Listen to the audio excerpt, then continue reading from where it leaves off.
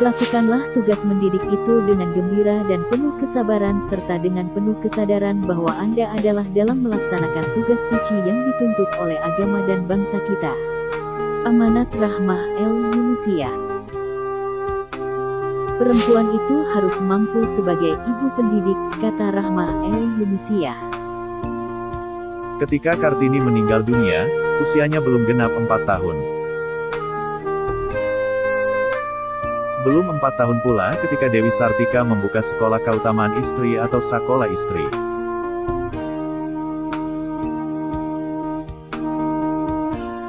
Usianya menjelang 11 tahun ketika Tengku Fakinah di Aceh diminta keluar dari medan perang melawan Belanda karena usia yang uzur.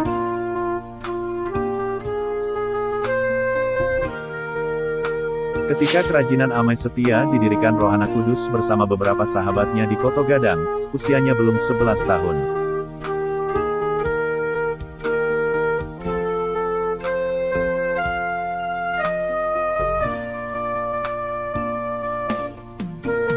Ia menikmati bangku di Nia School saat usia menjelang 15 tahun.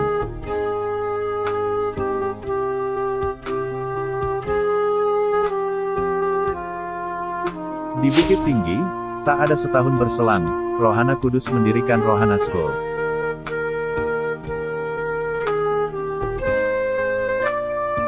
Di seberang pulau, saat usianya hampir 17 tahun, Walanda Maramis mendirikan Percintaan Ibu kepada anak temurunnya alias Pikat.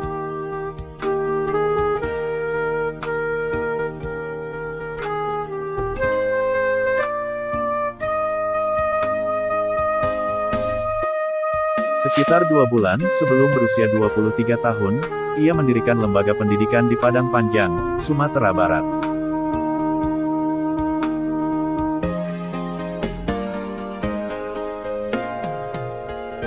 Rahmah El-Yunusiah, tahun 1900 sampai tahun 1969, dan 4 nama yang disebutkan di atas berpikir dan berkiprah dalam pendidikan kaum perempuan ketika dunia menginjak abad ke-20. Tak sekadar ide dan pemikiran, Rahmah El-Yunusiah melajukan perguruannya dengan gaya kepemimpinan transformatif.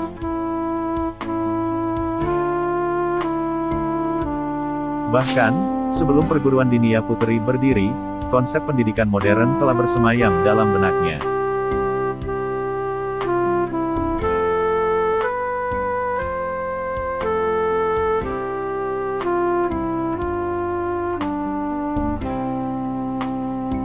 Tak semata keilmuan para ulama, Rahmah El-Yunusiah juga menggali teori pendidikan dari pemikir Barat. Ada 3 tokoh aliran developmental yang berpengaruh. Johann Heinrich Pestalozzi,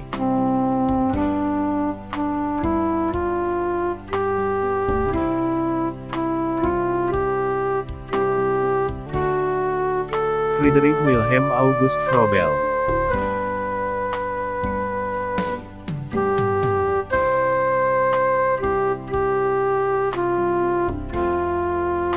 Maria Montessori.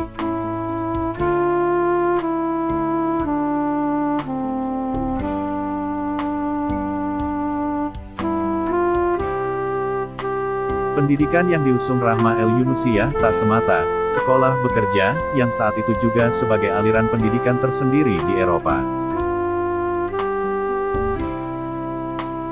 Rahmah El-Yunusiah, sebagaimana Pestalozzi, menghendaki pendidikan kuasa mentransformasi masyarakat.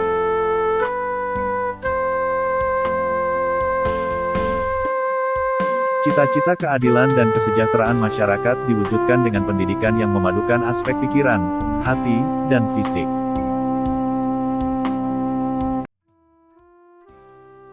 Tentu, murid Haji Abdul Karim Amrullah alias Haji Rasul ini tak taklid buta. Ia melakukan sintesa berbagai aliran pemikiran.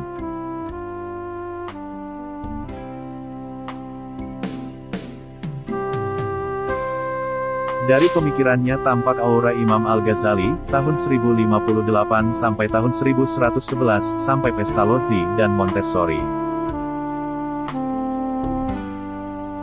Sebagaimana Pestalozzi yang menekankan pendidikan moral religius, Rahma El Yunusiyah memiliki konsep moral dari khazanah agamanya. Rahma El Yunusiyah mendidik perempuan agar cemerlang lahir dan batinnya untuk terjun dalam realitas hidup yang sesungguhnya.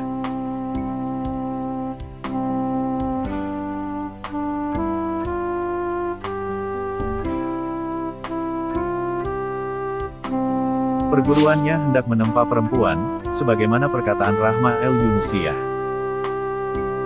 Menumbuhkan insaf di dalam hati mereka, supaya mereka tetap memenuhi kewajiban hidupnya, yaitu pandai hidup mempergunakan kekuatan sendiri, karena ia percaya akan perkataan Pestalozzi, hidup hendaklah selamanya menurut martabat, supaya ia berguna bagi orang yang berkeliling.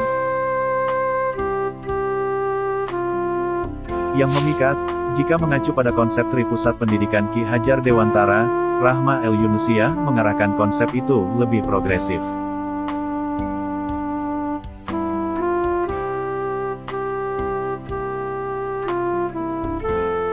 Dalam pandangan Rahma El Yunusiyah, 3 lingkungan tak semata saling bersinergi mendidik subjek didik. Lebih dari itu, ia memosisikan subjek didik sebagai makhluk aktif untuk mendidik 3 lingkungan.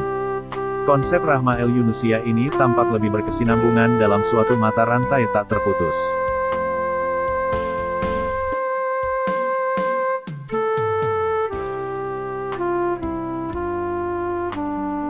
Dalam konsep besar Rahma El Yunusiyah, perempuan tak semata memiliki keterampilan hidup.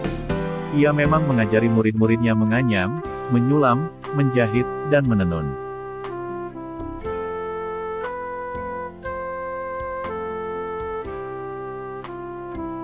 Namun, hal itu hanya bagian kecil dari pendidikan. Lebih dari itu, perempuan harus mampu sebagai ibu pendidik.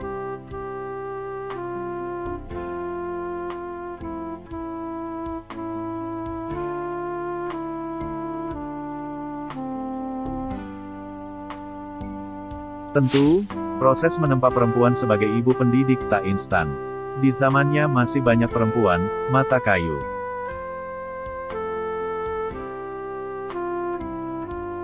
Dalam proses pendidikan yang diselenggarakannya, perempuan lambat laun dibekali ilmu psikologi dan ilmu pendidikan.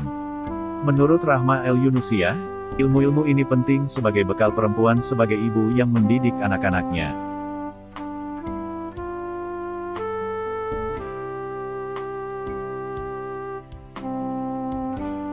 Bahkan, Rahma El Yunusiyah merumuskan konsep pendidikan untuk mencetak perempuan-perempuan sebagai guru.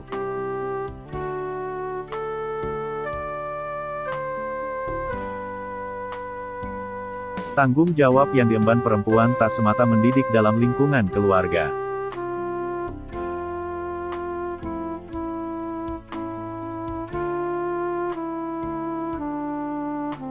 Rahma El Yunusiyah memiliki pandangan bahwa anak-anak dari taman kanak-kanak sampai sebagian mata pelajaran di sekolah menengah pertama harus diampu oleh perempuan. Dibandingkan tokoh perempuan lain, konsep Rahma El Yunusiyah lebih komprehensif. Ia memang berfokus dalam dunia pendidikan perempuan.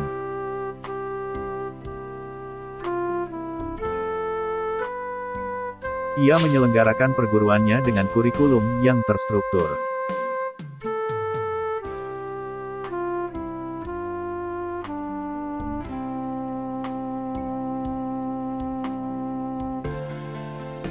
Sebelum zaman pendudukan Jepang, sekitar 1937, ia menambah masa studi 3 tahun, melanjutkan studi 7 tahun, untuk murid-murid perguruan yang diproyeksikan sebagai guru.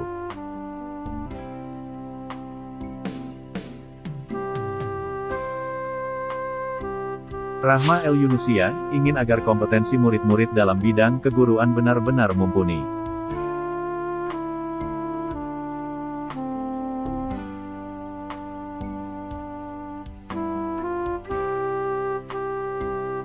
Bahkan, 2 tahun sebelum menghembuskan napas terakhir pada 1969, Rahma El Yunusiyah masih sempat mendirikan sebuah universitas khusus perempuan.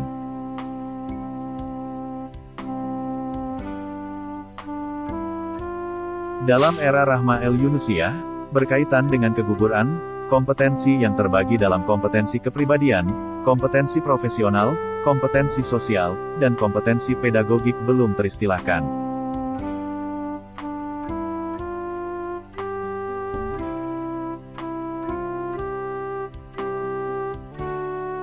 Namun, jika diperhatikan secara jernih dan saksama, keempat kompetensi tersebut telah dibicarakan dan dirumuskan Rahma El-Yunusiyah.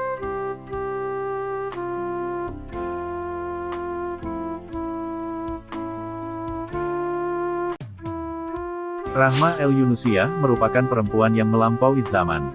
Bukan sekadar perguruannya yang masih eksis hingga kini dan justru kian berkembang pesat.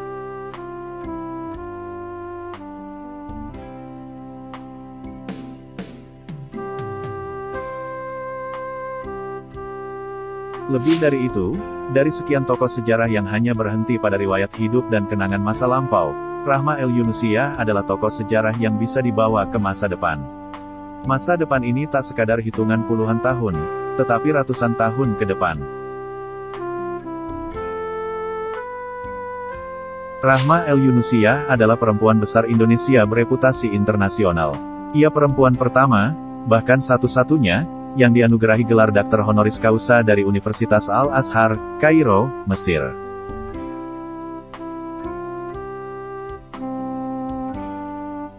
Sepanjang kiprah dan kontribusinya, Rahma El-Yunusiyah telah memberikan andil sangat besar bagi pendidikan perempuan. Atas jasa, pemikiran, dan perjuangannya, Indonesia pun memosisikan Rahma El-Yunusiyah sebagai ibu pendidikan Indonesia.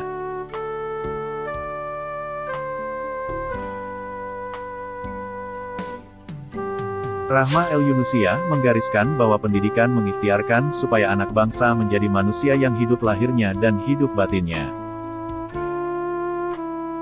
Apa yang digariskan Ibu Pendidikan Indonesia merupakan titik pacu dan sekaligus rel bagi dunia pendidikan Indonesia, yang memang sesuai dengan cita-cita bangsa.